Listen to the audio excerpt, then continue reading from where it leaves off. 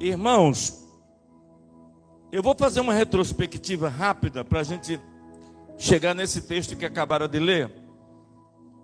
O primeiro rei de Israel, para quem não sabe, foi chamado Saul. O reinado de Saul, ele durou aproximadamente 40 anos. Mas para espanto de todos nós, o rei Saul governou bem durante o primeiro ano do seu governo. É o ano dos monarcas. E o primeiro ano de Saul foi um reino bem sucedido. Porém, no início do segundo ano do seu mandato, de uma série de 40 anos, Deus já havia rejeitado Saul. Saul já tinha cometido várias coisas que desagradou a Deus e Deus o rejeitou. Nos primeiros meses do segundo ano, ou seja, só teve um ano de benevolência, um ano de bênção na vida de Saul. 39 anos ele governou mal e fez o que era mal aos olhos de Deus. Esse homem Saul, ele se viu em aperto, uma situação adversa um dia, porque ele reinava e caía sobre o ombro do rei, assim como cai sobre o ombro do marido, assim como cai sobre o ombro do pastor, de quem lidera alguma coisa, as responsabilidades que acontecem ao nosso redor. Quem é empreendedor, quem é empresário, quem é pastor, quem é dono do seu negócio, muitas vezes tem uma responsabilidade a mais. Então Saul, ele tinha um problema que era um gigante chamado Golias, e ele não se achava capaz de enfrentar esse gigante. Até que um dia, Davi, pequenininho ainda, com seus 16 anos, 15 anos aproximadamente, ele aparece lá no vale e ele percebe que esse gigante estava afrontando o rei Saul. O rei Saul não tinha achado ninguém que se dispusesse a lutar contra esse gigante. E esse menino de 15, 16 anos aparece com um estilingue ou uma funda, tanto faz, e se dispõe a lutar contra esse gigante. E para a glória de Deus, para a honra de Deus, esse menino que era desprezado, ignorado, era uma zebra, vamos dizer assim, nesse UFC, que era essa luta que iria acontecer. Esse menino, ele foi bem sucedido, matou o gigante, e ele começa a ganhar notoriedade e fama. Pausa. Toda vez que você está anônimo, toda vez que você não tem nenhum legado, quando você não constrói nenhuma vitória, você é tratado pelas pessoas como uma pessoa comum. Mas quando as vitórias começam a fazer parte da tua vida, você começa a ser invejado, cobiçado e observado. Por isso que às vezes eu não aconselho sempre você falar muito da sua vida, fale menos da sua vida. Essa semana na aula eu fiz uma brincadeira com a minha missionária Raquel. Eu disse assim para ela, a gente estava numa brincadeira, numa dinâmica, eu vou dar nome aos bois aqui. E eu falei assim, Raquel, eu gostaria de ser muito como você, no seu jeito de personalidade, que ela coloca para mim, Tiago 1,19. Ela pegou esse versículo, é a única pessoa da igreja que eu conheço que consegue praticar esse versículo. Nem o pastor daqui consegue, só ela. Vamos lá. Portanto, meus amados irmãos, todo homem seja pronto para, tardio para, e mais tardio ainda para, é Raquel. Eu acho que foi ela com o Tiago que fizeram uma parceria aí e lançou esse versículo. Porque ela pratica esse versículo. Enquanto que eu falo demais, ela fala de menos. Aí eu falei para ela assim, eu queria ser, a vida inteira eu falei para ela que eu queria ter essa personalidade. Só que aí apareceu um outro personagem aqui na igreja, que é melhor do que ela ainda, que é o Jonatas. Cadê o Jonatas? Tá lá, isso. Aquele grandão lá, parece Golias. Ele é mais calado do que ela, mais manso que ela e uma paciência de Jó. Aí eu falei, Raquel, eu fui internar um rapaz na clínica com Jonatas. Pense num cara que é melhor do que vocês 2 vezes, mais calmo, mais... ele é tudo. O cara passa no trânsito, xinga ele e ele... Eu falei, maconha ele não fumou para estar assim todo aéreo. Não é possível, ele está cheio de Espírito Santo. Porque o cara é tudo... Aí eu perguntei para a mulher dele que está ali, ele é assim mesmo? Ela, 24 horas. Tudo dele é, o quê? Amém? Caraca, você podia me dar um pouquinho dessa unção, gente. Davi, quando cometeu uma vitória, quando ele procedeu numa vitória, a vitória começou a incomodar muita gente. E esse cara chamado Saul, que era o rei, por incrível que pareça, foi o que foi mais ajudado por Davi. As pessoas que você mais ajuda são as que mais vão ser ingratas com você. Se prepare, irmão. Deixa eu te falar, uma vez eu falei assim para Deus, acho que vocês já falaram também. Uma vez eu falei assim: não faço mais nada por ninguém, não vou dar mais nada a ninguém, não ajudo mais ninguém. Se você fizer isso, se eu e você fizermos isso, a gente vai deixar de ser a essência de Deus. A gente vai se tornar como Satanás, ruim. Mas a gente tem que continuar fazendo bem, mesmo sem olhar quem, mesmo sem ser reconhecido. Por quê? Mesmo que a pessoa não reconheça, mesmo que alguém não te retribua, o Todo-Poderoso vai sempre te abençoar. Porque a gente vive uma lei de semeadura. O que você planta, você colhe. E quem é ingrato com você não vai muito longe, depois volta. Volta. Porque a ingratidão é amaldiçoada. Então Davi matou o gigante fazendo um favor para o rei. Não passava pela cabeça dele de querer ser rei em momento nenhum. Ele só estava contra aquele gigante que estava combatendo o povo de Israel. E daquele dia por diante a vida de Davi virou um inferno. Por quê? Porque esse Saul, de amigo, passou a ser inimigo. Passou a ser perseguidor de Davi.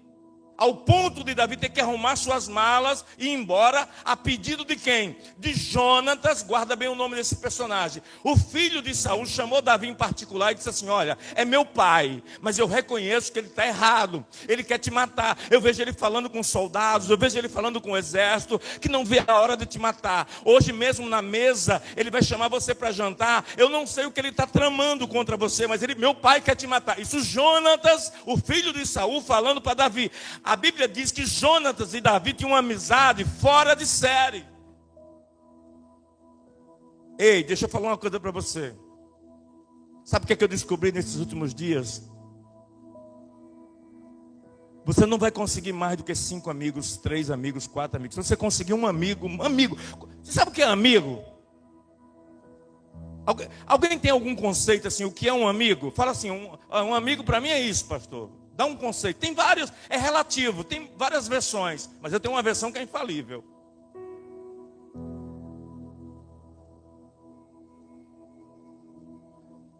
É uma versão. Amigo é aquele que não apoia só. Não, como é que é?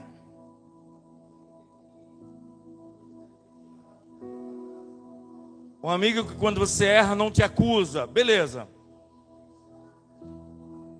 Pedro, faz favor. Ainda bem que você está aqui. Mas eu conheço muito amigo que quando exorta, perde a amizade. Depois que exorta.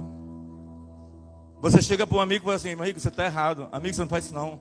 Amigo, eu estou falando para o seu bem. Não faz isso não.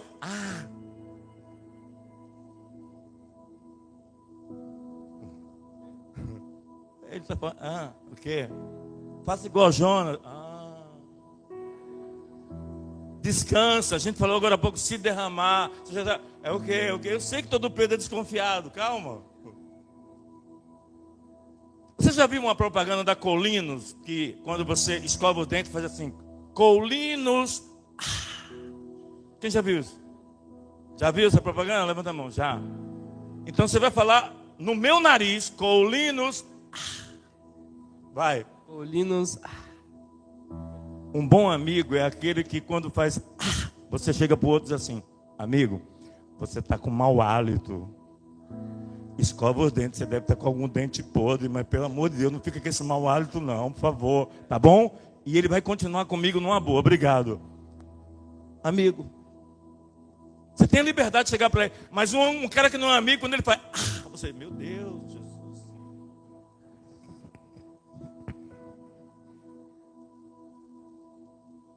O Jonatas chamou Davi e falou assim: cuidado, meu pai está querendo te matar. E Davi sentou na mesa.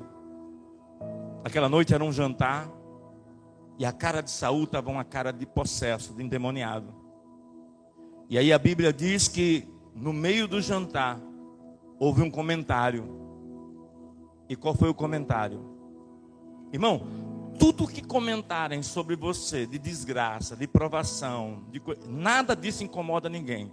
Mas se falarem que você está fazendo sucesso, que alguma coisa sua está dando super certo, isso incomoda. E nesse dia no jantar falaram assim, na mesa do jantar para o rei Saul, falaram: olha, há um boato por aí dizendo que Davi mata 10.000 e o senhor, rei, mata 1.000. Ou seja, Davi é muito mais bravo, muito mais renomado do que o senhor, rei. Isso era um comentário do povo. A Bíblia diz que no jantar, na mesa de jantar, Saul pegou uma lança que estava do lado e desferiu contra Davi. A Bíblia diz que Davi, na cabeceira da mesa, ele só se desviou e a lança passou. Mas ele ia morrer na mesa naquele dia, porque o rei tentou matar ele. Davi, não sei se ele terminou a refeição, eu sei que após o jantar, Davi simplesmente arrumou suas coisas. Jonatas chama Davi e diz assim: vai embora, porque meu pai está obcecado em matar você. E ali começa uma peregrinação de 12 anos, fugindo de uma pessoa que você ajudou. 12 anos. Passados anos, o rei Saul, por si só, se matou, cometeu suicídio, morreu. Davi voltou a ser rei, como Deus havia prometido, quando ele senta no trono. Aí Davi se lembra de uma aliança que ele tinha com Jonatas. E Jonatas, o seu amigo, também já havia sido morto também pelos inimigos do seu pai. E aí Davi passa a mão na cabeça e faz essa pergunta que a gente fez agora há pouco aqui. Ele diz assim: gente, agora eu sou rei, mas eu queria saber de uma coisa. Tem umas coisas do passado que não dá para esquecer, como as pessoas boas, por exemplo. E Jonatas foi uma pessoa que marcou a minha vida, foi um amigo fiel. Será que da casa de Jonatas, será que da casa de Saul sobrou alguém que eu pudesse fazer alguma benevolência, ajudar, sei lá, ser grato, retribuir o que fizeram comigo? Porque o que Jonatas fez comigo foi maravilhoso. E aí se levanta um servo do rei Davi e diz assim: olha, eu fiquei sabendo que existe um filho de Jonatas, que era seu amigo, aquele que tanto te ajudou, mas mora em Lodebar. E para quem não sabe, Lodebar quer dizer terra do esquecimento. Lodebar é terra do esquecimento. Eu tenho certeza que aqui muita gente já pisou na terra do esquecimento. Só que eu já vi muita gente também destruindo e destroçando esse nome Lodebar como uma coisa maligna. Tem horas que a gente tem que sair de cena mesmo e ir para a terra do esquecimento, sabia? Tem horas que a gente tem que resetar e ir lá para um cantinho ficar sós, conversando com Deus para poder recomeçar de uma forma diferente. Mas o rei fez uma pergunta e a pergunta não se calava. A pergunta era: tem alguém, parente de Jonatas, que eu possa fazer alguma coisa? Porque eu sou muito grato a Jonas por tudo que Jonas fez por mim. Aí alguém levantou a mão e disse: tem. Lá em Lodebar, qual o nome dele? Mefibosete. E o que ele faz lá? Não sei. Eu sei que tem um cara lá, que é filho de Jonas, que está lá. Quem sabe onde ele está? Ziba. Manda chamar Ziba. Ziba, você tem uma missão. O rei chama ele de Ziba. Você tem uma missão. Qual é a sua missão? Você vai encontrar o filho de Jonas em Lodebar. E eles foram até Lodebar procurar. Perguntando a um e a outro, descobriram que Mefibosete morava na casa de Maquir. E quem é Maquir? É uma pessoa que viu o estado de Mefibosete, sem parentes, sem ninguém, e acolheu ele. Além do mais, Mefibosete, o filho de Jonas, nasceu normal. Irmãos, aí começa a aprovação desse menino. Mefibosete nasceu numa família onde seus ancestrais, seus antecessores, todos haviam morrido, menos ele. Ou seja, ele não tinha parentes para a direita, para a esquerda, para cima, para baixo. Ele não tinha nenhuma genealogia. Ele era sozinho no mundo. E como se não bastasse, quando ele era bebê, a criada que criava ele foi ter uma carreira ou foi ter um trote. E quando ela caiu, ela tropeçou e caiu por cima dessa criança. E aí acabou afetando a medula e ele ficou paraplégico desde pequeno, Mefibosete.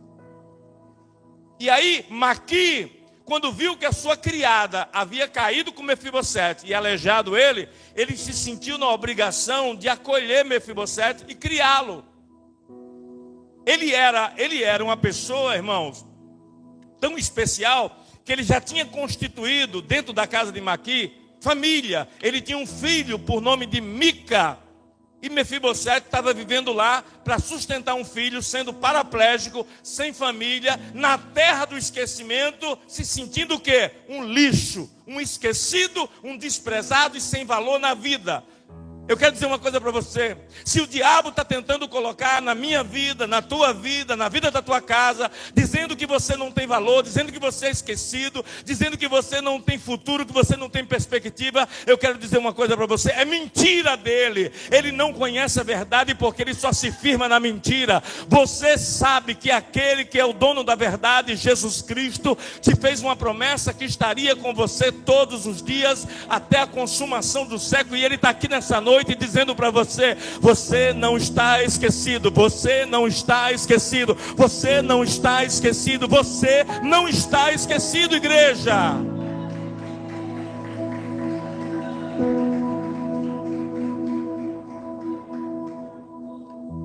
Ziba chega na casa de Maqui e pergunta: olha, o rei mandou buscar um menino por nome de Mefibosete. Aí Maqui fala assim: ó, Mefibosete mora comigo, mas quando ele era pequeno, adolescente, a gente colocou, fez uma brincadeira com ele e acabamos caindo com ele, e ele virou paraplégico. Mas ele está aqui, quer que mande chamar? Parece que eu estou vendo, não tinha cadeira de roda na época, parece que eu estou vendo Mefibosete vindo se arrastando no chão batido. E quando Mefibosete chega, Ziba olha para ele e diz assim: troca de roupa, bota um perfume, toma um banho, porque o rei mandou te buscar. Você não está mais esquecido. Sabe o que eu estou profetizando nessa noite para você? Vai chegar um dia agora há poucos meses, esse ano, não é no ano que vem não, esse ano, Deus vai mandar o Espírito Santo, vai mandar um anjo até você, para resgatar você dessa situação que você está vivendo, e vai dizer para você assim: ei, quem disse que ele te esqueceu de você? Você está lembrado, você é lembrado, você não é esquecido pelo Senhor, o Senhor é contigo. O Senhor mandou aqui numa missão para dizer para você que você não está só nisso.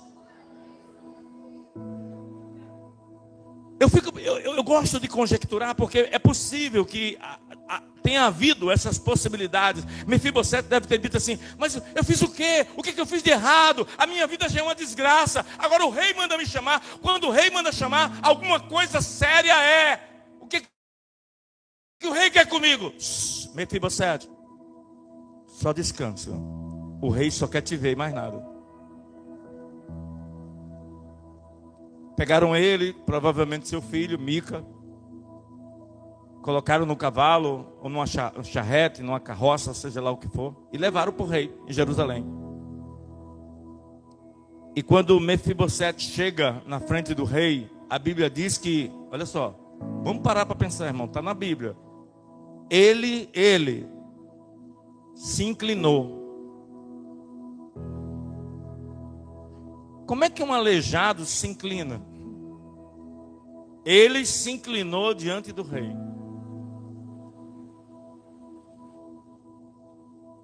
Será que seria isso?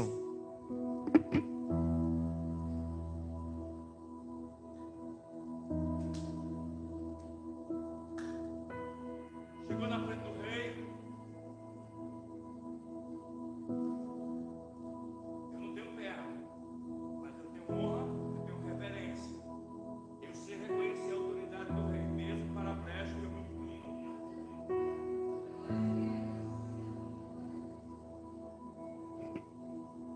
rei falou assim: não precisa se inclinar não, a sua vida já foi muito sofrida. Você é filho de Jonatas? Sim, meu pai morreu. Eu falei: eu sei, eu era amigo dele. Mefibosete, e eu quero que nessa noite, nesse momento agora, eu quero liberar uma palavra. Cada pessoa que está ouvindo essa palavra que eu vou falar agora chama-se Mefibosete,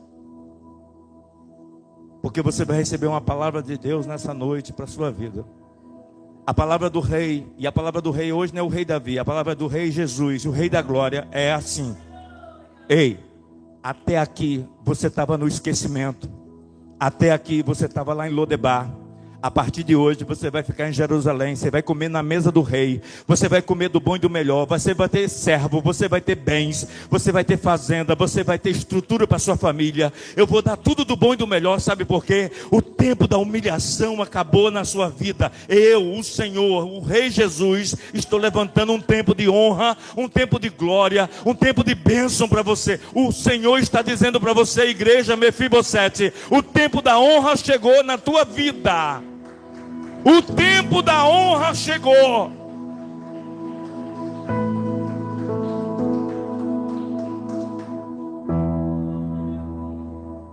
A vida desse homem foi mudada. A minha vida, a sua vida, ela pode ser mudada a qualquer momento. A qualquer momento Deus pode virar a chave da sua vida. Pastor, por que Deus não fez ainda? Porque a hora é dele, o momento é dele, o jeito é dele, a fórmula é dele. Mas quem descansa no Senhor, quem confia no Senhor, é como os montes de Sião, que não se abalam, mas permanece para sempre. Você é um monte de Sião, você é um Mefibosete, você é um Davi, você é um filho de Deus. Deus vai se levantar com mão forte em teu favor.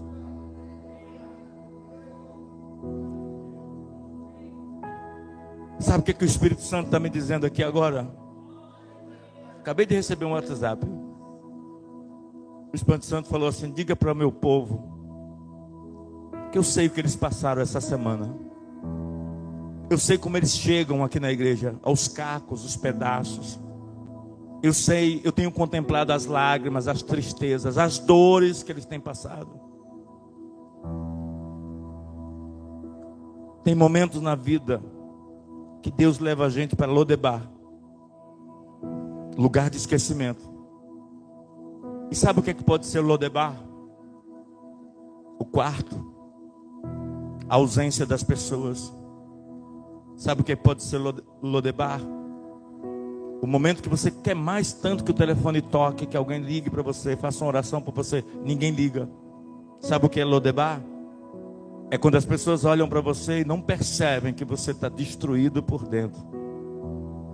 Isso é Lodebar.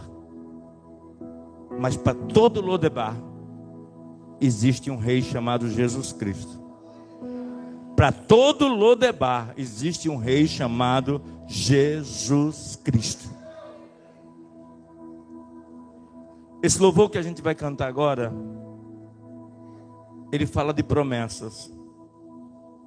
E eu sei que todos nós, o fato de estarmos vivos, já é uma promessa de Deus. Quando eu cheguei aqui mais cedo, eu dobrei meus joelhos orando. A primeira palavra que eu falei para Deus foi assim: